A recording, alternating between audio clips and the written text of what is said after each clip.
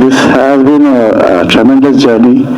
2 నెలల ముందు ఈటీవీ వాళ్ళతో డిస్కస్ చేస్తున్నప్పుడు ఫర్దర్ ప్రాజెక్ట్స్ గురించి డిస్కస్ చేస్తున్నప్పుడు గొల్లరామ సూచన వచ్చింది.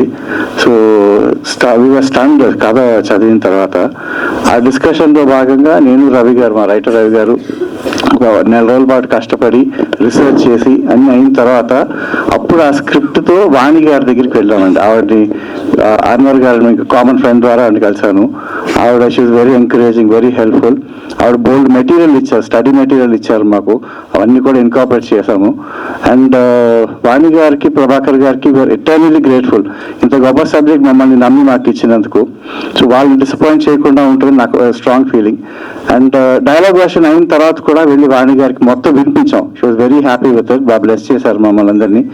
So and otherwise this is a regular film అనుకోము, ఎందుకంటే it is not a regular film. 30 minutes లో we have packed in so much of emotion. And ఇంతకుముందు మేము కారా మాస్టర్ గారి కథ మౌనమే నీ భాష తీసాం. That was a big success. And continuation ఇది. దీని కంటిన్యూషన్ సీతమ్మకు చేస్తే ఇంకో కథ, అది కూడా షూటింగ్ అయిపోయింది, ఎల్వి శ్రీరామ్ గారు చేశారు. సో ఇలాగ మా అదృష్టం ఏంటంటే వి గెటింగ్ క్లాసిక్స్ అన్ని తెరకెక్కించడానికి మాకు అవకాశం వస్తుంది. వాణి గారిలో, ప్రభాకర్ ఇలా ప్రభాకర్ గారి సపోర్ట్తో we getting classics which is తెర మరుగులు అంటే వెనకాల పడిపోయి ఈ జనరేషన్ వాళ్ళకి తీయాల్సిన అవసరం చాలా ఉంది. Because there is so much to learn from these classics. అవి పిక్చరైజ్ చేయడానికి మాకు అవకాశం ఇస్తున్నారు. ఈటీవీకి రిటర్న్ గ్రేట్ఫుల్. బాపిరెడ్డి సార్కి, అజయ్ శాంతి గారికి.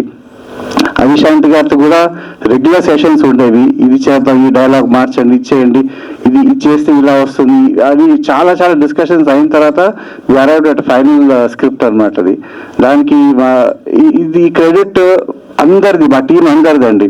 అందరూ గుర్రాలాగా ఇంకా పరిగెడుతూ ఉంటాము. So will make sure we give good products. Thank you so much.